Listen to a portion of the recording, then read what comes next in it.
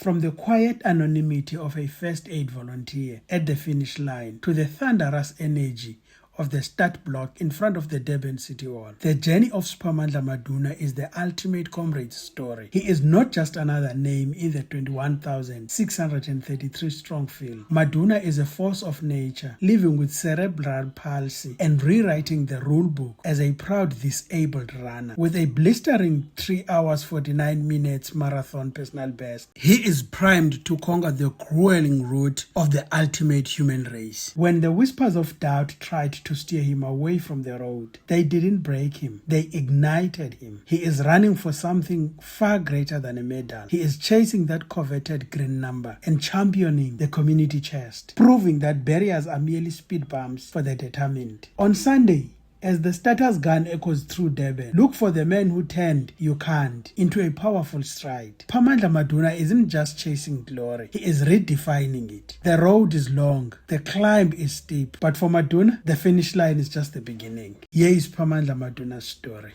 Ngesikhathi ngikhula bekunzima ngoba bengifike ngidlale nabo ibhola hlambe ekseni nasemini ngidlale nabo, but nasekudlalwa ntambama mina bengihlaliswa ngaphandle, and I did not understand ukuthi yini leyo ngoba mina usuku lonke ngiyibona ngifana nabo, kodwa nasekudlalwa ntambama angisafani nabo. Okwafika nje ukuthi ngaze ngamqamba igama lokuthi uSiphamandla ngoba uNkulunkulu ngangidinga angipha amandla ngikwazi ukumkhulisa. Ngikwazi ukwenza izidingo ezimfanele, ngimfundise ngenze konke njengomzali.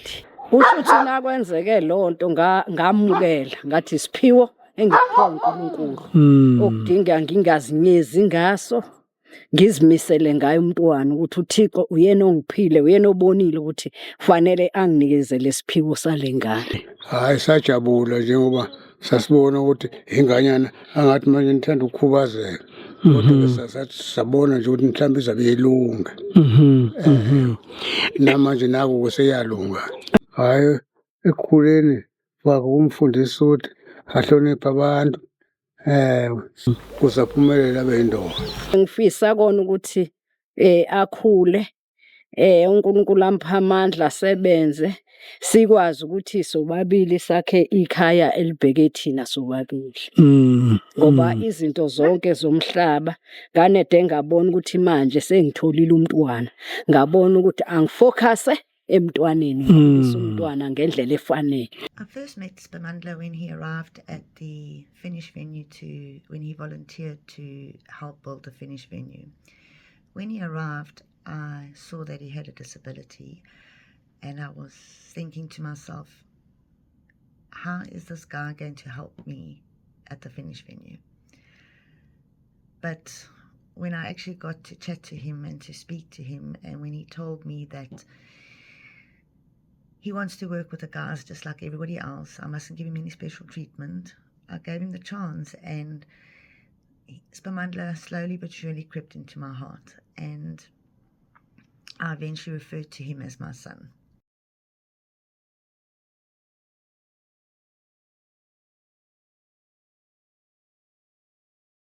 Ayi, bengiphatha ngibebuhlungu, bengibabuhlungu ngempela ngoba bengize la bengidlala khona ekhaya iseduze kwasegroundini.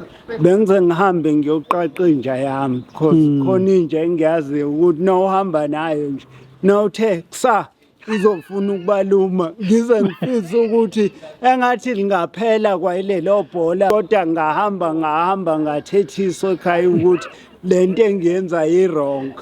Kusho ukuthi ngesikhathi ngimkhulisa ngimqeqeshela uba akhula beyindoda, ngimfundisa njengoba waqala kulesikole sadla, wabuya ngamusa eHardinge, wadlula eHardinge wayofunda eOpen Air eThekwini.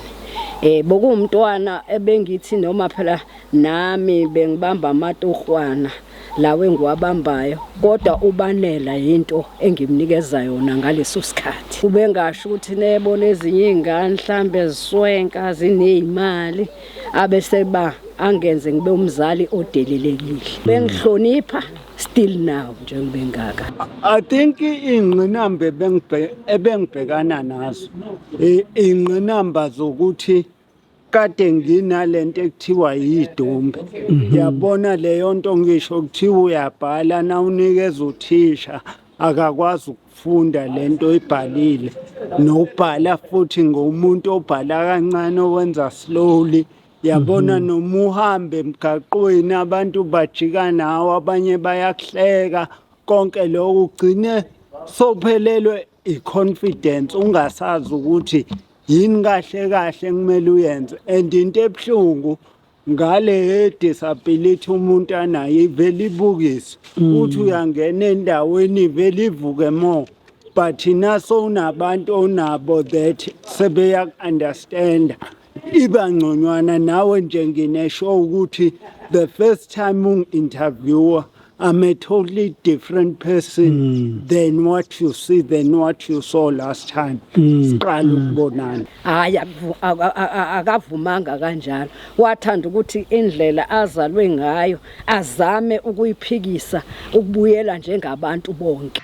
You know, for Spamandla to take his disability by the horns and prove to everybody that it doesn't matter what circumstances you are living through or what disability you have or what illness you have, if you've got it in your heart and you're determined to do it, you will do it. And I think with his running, he's just grown from strength to strength to strength, and his confidence has just been boosted phenomenally. Running with his disability, I'd say Maduna defied all the odds for his condition. His condition being cerebral palsy, where you find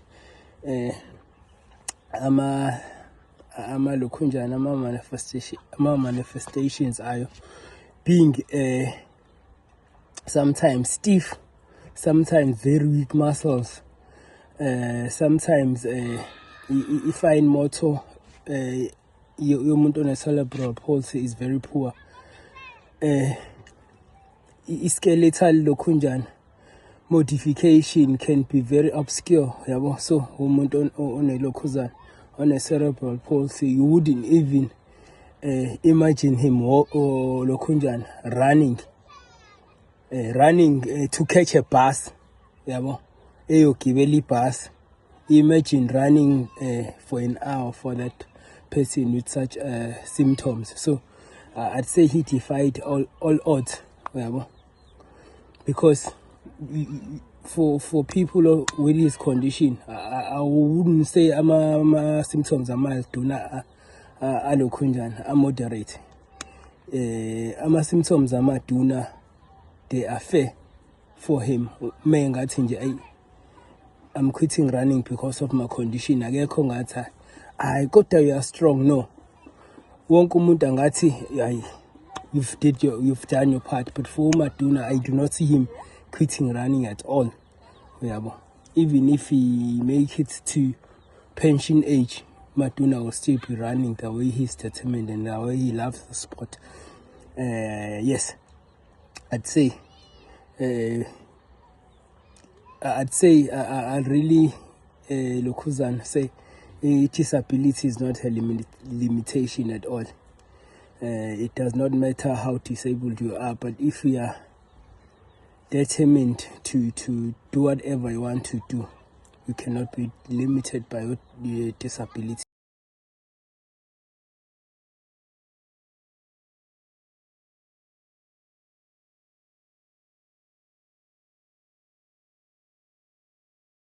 Ukuze ngiqala ukugijima ngangihambela ekhaya kuDisemba. Ngihambe nje hayi ngisibhudu impela ngigqoke lo 34 laba basondele ku 36. Ngithena ngibuya la ekhaya ngoMarch kase ngigqoka u28. Ngabona ukuthi uma uzophatheka kabi nengibona ngikulesimo. So into engayenza ngavele ngathola uantu wami edolobheni.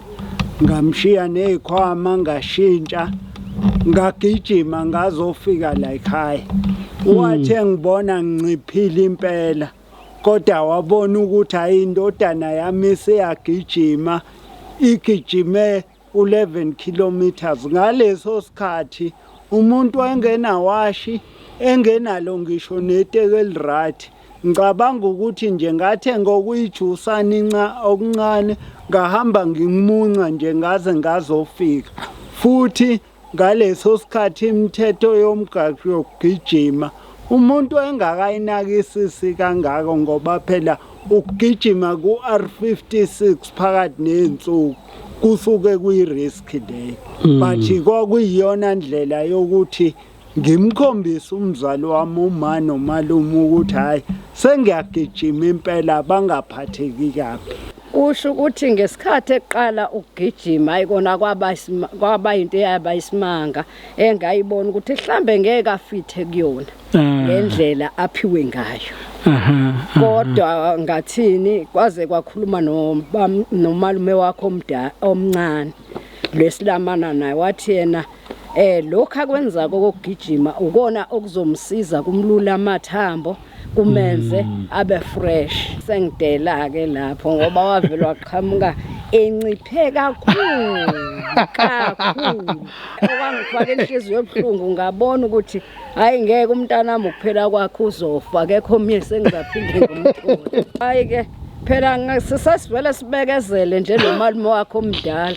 Sisho ukuthi ayikona lo mfana ufike eshayekile kodwa ke sibekezele nomalume wakho omdala athi hayi ukubekezela sizothini ngoba kusho ukuthi lento isuka othandweni lakhe. Hayi ngangigijima nje ngomfundi. Nami ngazama ngiyaphambili ngaze ngathatha itraining khona into wakuthiwa emandleni iyenziwa sishoda ngamasente. Kwathiwa yenziwe emandleni ngangipractice nje yabo le gravel ngishaya ngoshona le esangweni ngibuye ngithe sengithatha isinqumo ke ngoba phela nganginomzali ngithi ngiyahamba ngemandleni ngo trainer khona kuthiwa sa trainer ke bese sithola izertificate sisebenza. Hayi kwacaca ukuthi umzali akavumelani nalonto ukuthi ngibonakale ngiyabhaya ngangakabi nengane nje ngisaphila sanana esikoleni. Ngiyangimkhumbuza ubhuti ngithi hey ngangigijima ngithi ngiye emandleni kwathiwa amandleni uwani shiya phasi lento kwathi nengashiya ke sadlala amatoho ke la emapulazini ke phela ngoba siyaqhwaba nabo abantwana. Futhi ke lo mntwana weke boarding school kunzima kakhulu. Hamba ama boarding school ngizama ke. Hayi ngeke ngathi sengangilahla phasi ngigugile phela manje. Asinaye sizama nawe yazi sake sizama. Ngiphele la ngiphela khona. Akusobala impela ukuthi ngancanca kuyena lento yokugijima nokuthi futhi before ngiqala ukugijima if kwakuthiwa sigijime naye before ngiqala ukugijima ezongishiya. Kodwa manje hayi mhlambe sengamhloniphela ukuthi umzali ngihambe naye kodwa hayi ngeke manje uma ngeke ngeke libone edlalayo mase ngizayini nje siyaqala emzimkhulu ngikhamba ngedwa lesebuza ukuthi sengiphuzene netiye sebuza ukuthi ungishone ngalapho lo muntu ezikhamba naye. Usipamana nje ngokuya ngazogijima passionate umuntu passionate encourage nawo futhi ngasegijimeni yena ngathi futhi awuhlambe ukade aqala ukugijima no but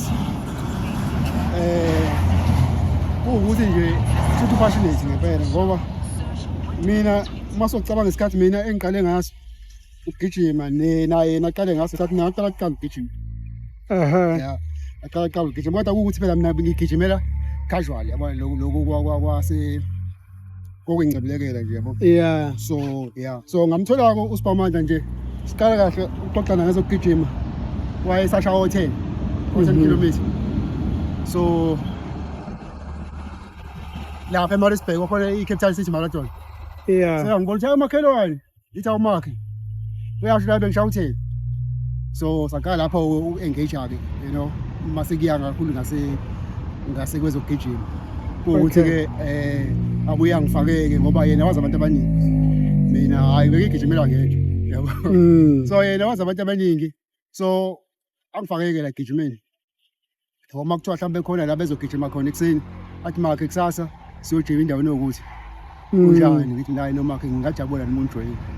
So kube umuntu kanjalo nje mangabe nama tips nakhona ashoyo angithiphisi no kanje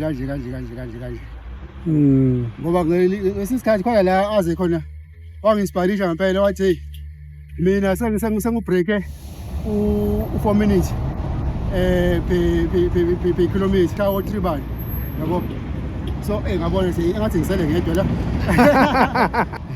nami ngaqala ngaphusha ngoba mina ngishayela 620 630 yabona ngeke umuntu otatazelayo ukuthi nje ngiyayenza nje lento le yabo ngoba ngiyayithanda futhi iyamakha nomzimba womuntu. So ngaphusha khona lesikhathi ngaphusha ngaze ngawubreaka noma u5 ngathi 459 450 ngathi mina engathi yasebenza lento le show manje ukuthi ifuneka isikhathi ubuye uyiphushe yabo ungayi relax.